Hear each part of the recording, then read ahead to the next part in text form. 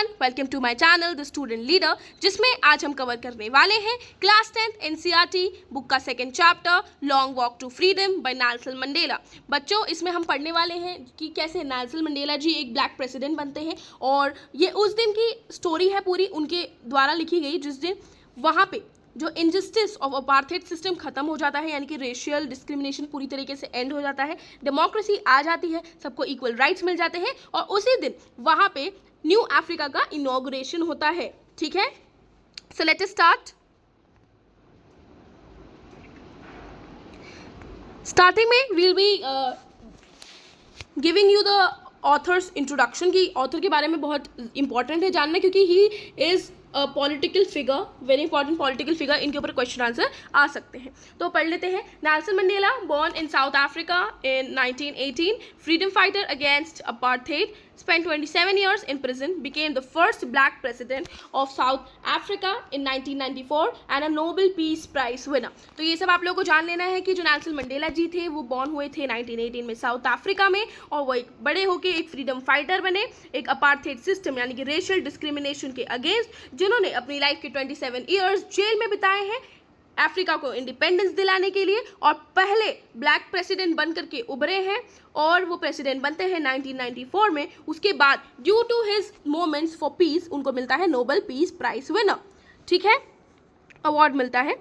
Main theme देख लेंगे इस पूरे चैप्टर में। ओवरऑल हम इन थीम्स के बारे में पढ़ेंगे, जैसे कि फ्रीडम हो गया, equality, courage, struggle against racism, human dignity. Central idea क्या है? True freedom means giving equal rights and respect to every human being. मतलब अगर हम देखें कि सच्ची आज़ादी क्या है, सच्ची आज़ादी होती है बच्चों जब हर एक इंडिविजुअल यानी कि हर एक इंसान को, नो मैटर वो कौन सी कास्ट को बिलोंग करता है, कौन सी रेस को बिलोंग करता है, कौन सी कम्युनिटी को बिलोंग करता है, अगर उसे रिस्पेक्ट दी जाए, उसकी डिग्निटी का ध्यान रखा जाए और उसे सारे इक्वल राइट्स मिले, उसी को हम क्या बोलेंगे? True freedom. बच्चों, we'll be starting with apartheid system. Apartheid system वो अफ्रीका का ये सिस्टम है जिसमें रेशियल डिस्क्रिमिनेशन होता था, वहाँ पे जिसमें रेस के बेसिस पे एक डिस्क्रिमिनेशन होता था लोगों के बीच में। Whites feel they were superior of black people, मतलब वाइट जो लोग थे उनके हाथ में गवर्नमेंट थी, वो अपने आप को बड़ा मानना करते थे और ब्लैक को नीचा माना करते थे। और जो गवर्नमेंट कौन कंट्रोल करता था? वाइट लोग गवर्नमेंट कंट्रोल करते थे और ब्लैक लोगों को सेपरेट किया जाता था हर जगह, स्कूल्स में, बस में, हॉस्पिटल में, और लोगों को इल ट्रीट किया जाता, यानी कि अच्छे से ट्रीट नहीं किया जाता था। मंडेला जी ने इस सब इनजस्टिस के ऊपर फाइट किया और फाइनली अपार्थेड सिस्टम को एक एंड लाया। The chapter starts with Mandela's inauguration ceremony. Date 10 May 1994. Place Pretoria, South Africa. Mandela became the first black president of South Africa. Importance: the day marked the end of apartheid. तो क्या होता है? ये chapter start होता है किस चीज़ से? जहाँ पे मंडेला जी एक स्पीच दे रहे होते हैं अपने इनॉग्रेशन में, यानी कि जब वो प्रेसिडेंट बनते हैं तो वो अपनी एक स्पीच दे रहे होते हैं। तो वो बताते हैं कि 10 मई 1994 को क्या होता है, प्रेटोरिया मतलब साउथ अफ्रीका की एक जगह है, वहाँ पे ये इनॉग्रेशन सेरेमनी चल रही थी जहाँ पे मंडेला जी पहले ब्लैक प्रेसिडेंट बन करके निकलते हैं और उन्होंने अपार्थेड सिस्टम को एक एंड पर ला दिया था, यानी कि रेशियल डिस्क्रिमिनेशन को अफ्रीका से पूरी तरीके से हटा दिया था। एटमॉस्फेयर ऑफ द सेरेमनी मतलब उसका पूरा माहौल क्या था सेरेमनी का? तो सेरेमनी में आए थे बहुत सारे लीडर्स एंड डेप्यूटीज पूरे विश्व से उसको विटनेस करने, वो जो इक्वालिटी है न्यू अफ्रीका को विटनेस करने वहाँ से लोग आए थे, बाहर देश से लोग आए थे बहुत सारे। वो लोग क्या सेलिब्रेट कर रहे थे? डेमोक्रेसी एंड फ्रीडम को सेलिब्रेट कर रहे थे। मंडेला अपने आप में बहुत प्राउड और इमोशनल महसूस कर रहे थे। वो इमोशनल क्यों महसूस कर रहे थे? क्योंकि मंडेला खुद और उनके वो कॉमरेड्स, उनके वो साथी जिस चीज़ के लिए फाइट कर रहे थे, जिस इक्वालिटी के लिए, जिस इनजस्टिस के अगेंस्ट फाइट कर रहे थे, आज वो फाइनली खत्म हो जाती है और उन लोगों को न्यू अफ्रीका, फ्री अफ्रीका, जो सबको इक्वल ट्रीट करता है वैसा अफ्रीका मिल गया होता है। ये जो नया एरा है ये क्या लाता है? जस्टिस लाता है और इक्वालिटी लाता है। Meaning of courage. फिर इस चैप्टर में जो मंडेला जी होते हैं वो हमें क्या बताते हैं कि करेज का असली यानी कि लिटरल मीनिंग क्या होता है करेज का। करेज मतलब बच्चों जो हमारे अंदर हौसला होता है उसको हम बोलते हैं करेज। तो वो बताते हैं कि जो करेज है, जो हौसला है, उसका सच्चा मीनिंग क्या है वो देखेंगे। Mandela says courage courage is not the absence of fear but the Triumph over it. मतलब वो कहते हैं कि वो इंसान करेजियस नहीं होता, मतलब वो इंसान बहादुर नहीं होता जिसके मन में किसी चीज़ का डर नहीं होता, बल्कि वो इंसान बहादुर होता है जो अपने डर पे विजय पाकर लाइफ में आगे बढ़े। यहाँ पे ट्रायम्फ का मतलब है बच्चों विजय पाना या फिर विक्ट्री पाना। तो वो कहते हैं कि जो इंसान अपने डर पे विजय पा ले, डर को हरा दे, उसी इंसान को असली करेजियस इंसान बोलेंगे और वही असली करेज का एग्जाम्पल होगा। अब एक्सप्लेनेशन देखेंगे। Brave people also feel fear, courage means controlling fear and moving ahead. मतलब मंडेला जी के कहने का मतलब था कि जो ब्रेव पीपल है ना बच्चों, यानी कि जो बहुत ज़्यादा ब्रेव है, यानी कि जो बहुत बहादुर है, क्या उन लोगों को डर नहीं लगता? नहीं, उन लोगों को भी डर लगता है, लेकिन वो अपने डर को कंट्रोल करते हैं और अपने डर को अपने टास्क में हिंड्रेंस नहीं बढ़ने देते और आगे बढ़ते रहते हैं लाइफ में। उन्हीं लोगों को ट्रू करेजियस पीपल कहते हैं हम लोग, ठीक है। Mandela's tribute. Mandela paid tribute to freedom fighters, brave patriots, people who sacrificed their lives for equality. He believed their sacrifices made freedom possible. तो वहाँ पे मंडेला जी जब अपनी स्पीच दे रहे होते हैं तो वो अपनी स्पीच में अपने वो फ्रीडम फाइटर्स को मेंशन करते हैं, अपने ब्रेव पेट्रियट्स, पेट्रियट्स मतलब जिसको देश के प्रति बहुत देशभक्ति की भावना होती है, उन लोगों को, और साथ ही साथ उन लोगों को जिन्होंने अपनी लाइफ को सैक्रिफाइस किया था, किसके लिए? इक्वालिटी और फ्रीडम के लिए। उन सबको ट्रिब्यूट देते हैं, यानी कि उन सबको भागीदार बनाते हैं, उन सबका शुक्रिया अदा करते हैं अपनी स्पीच में और कहते हैं कि जो उनके सैक्रिफाइस यानी कि उन्हीं के बलिदान से आज हमारे देश में फ्रीडम यानी कि इक्वालिटी आ चुकी है और आज़ादी आ गई है। Twin obligation. फर्दर इस चैप्टर में जो मंडेला जी हैं वो मेंशन करते हैं ट्विन ऑब्लिगेशन के बारे में, यानी कि डबल ड्यूटी के बारे में बात करते हैं। मंडेला कहते हैं, Mandela talks about two obligations, duty towards family and duty towards society and country. वो कहते हैं कि हर एक इंसान की लाइफ में दो तरीके की ड्यूटी होती है, यानी कि दो तरीके की उसको सर्विस रेंडर करनी रहती है। पहली जो ड्यूटी है वो उसकी किसके प्रति है? अपने परिवार के प्रति, अपनी फैमिली के प्रति।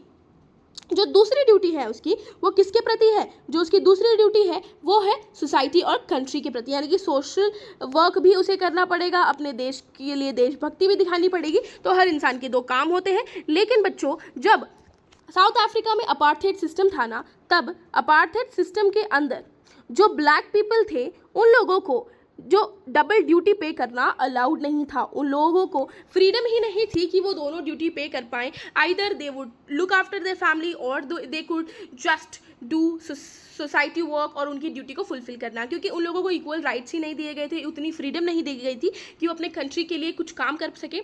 तो वहाँ पे लोग उसके अगेंस्ट फाइट करते थे, बट कुछ भी करके वो नहीं कर पाते थे। ट्विन ऑब्लिगेशन यानी कि डबल ड्यूटी, अपने जो लाइफ की डबल ड्यूटी है वो कभी भी ओबे यानी कि पे नहीं कर पाते थे। This is the freedom to live life happily for your self. अब जो मंडेला जी होते हैं वो दो फ्रीडम के बारे में बात करते हैं कि लाइफ में जब वो छोटे थे तब उनके लिए जो फ्रीडम था ना बच्चों, उसका मतलब कुछ और था, लेकिन जब वो बड़े हो गए तो उनके लिए फ्रीडम का मतलब कुछ और था। तो जब वो छोटे थे तब हम देखते हैं कि उनके लिए फ्रीडम क्या थी, यानी कि उनके लिए आज़ादी क्या थी। In childhood, Mandela felt free because he could run in the fields, swim in streams, play with friends, follow village customs. He thought freedom simply mean doing what you liked, living without restrictions. Important point. As a child, Mandela did not know injustice deeply. His idea of freedom was limited enjoyment and individual life. तो बच्चों जैसे कि हर छोटे बच्चे का होता है, उसके लिए फ्रीडम क्या है? उसके लिए फ्रीडम है कि वो अपने दोस्तों के साथ खेल पाए। तो जब मंडेला जी भी छोटे थे तो उनके लिए भी फ्रीडम कुछ उसी तरीके से की थी कि उनको लगता था कि अगर वो अपने जो खेत खलियानों में आराम से बिना किसी डर के इधर उधर दौड़ सके, इधर उधर जा सके, अपनी वो जो साफ नदियां हैं अपनी जो वहाँ पे रिल्स में स्विम कर सके, अपने दोस्तों के साथ खेल सके, अपने विलेज के कस्टम फॉलो कर सके और अच्छे से मतलब सब कुछ बच्चे जो जो कर सकते हैं वो कर सके, तो उनको लगता था कि उनको वो फ्रीडम मिल चुकी है। तो जब वो बड़े होते हैं तब उन्हें पता चलता है कि फ्रीडम एक्चुअली ये नहीं है, फ्रीडम है कि हमें इक्वल राइट्स मिले, जो लोगों को नहीं था। बचपन में उनके फ्रीडम का क्या मतलब था? एंजॉयमेंट एंड इंडिविजुअल लाइफ, मतलब वो खुद की लाइफ के बारे में ही सोचते थे। बड़े होकर उनको क्या पता चला? When Mandela grew older he realised that black people in South Africa were not truly free. He says black people had no equal rights. They were discriminated against, they were poor and oppressed, their dignity was taken away. Then he understood real freedom is not only personal freedom. Meaning of real freedom: true freedom means equal rights for everyone, freedom from oppression, human dignity, freedom to live with respect, freedom for all people, not just oneself. तो वो क्या बताते हैं? वो बताना चाहते हैं कि जो वो बड़े होते हैं तब वो जानते हैं कि जो ब्लैक पीपल है ना, उन लोगों को डिस्क्रिमिनेट किया गया है, उन लोगों के पास कोई राइट्स नहीं है, तो उनके साथ डिस्क्रिमिनेशन हो रही है, इनजस्टिस हो रही है, उनका डिग्निटी यानी कि सेल्फ रिस्पेक्ट को धाराशाही करा जा रहा है, उनको ऑप्रेस किया जा रहा है, यानी कि उनको दबा के रखा जा रहा है ना, उनकी आवाज़ कोई नहीं सुन रहा, उनकी प्रॉब्लम्स एड्रेस नहीं करी जा रही। तो वो फिर बड़े होकर जानते हैं कि असली फ्रीडम तो ये है कि जब हम इन सारी टैबोस को ओवरकम कर पाए, डिस्क्रिमिनेशन हटा पाए, इक्वालिटी पालें, फ्रीडम पालें, तब जाके हमें एक्चुअल फ्रीडम मिलती है। तो जब बड़े होकर वो इस बात को समझते हैं कि हमें फ्रीडम की ज़रूरत है, तब वो फ्रीडम के अगेंस्ट लड़ाई करते हैं और हर इंसान की रिस्पेक्ट वापस उनको दिलवाना चाहते हैं, हर इंसान की प्राइड उनको वापस लौटाना चाहते हैं। Now discussion impact of operation.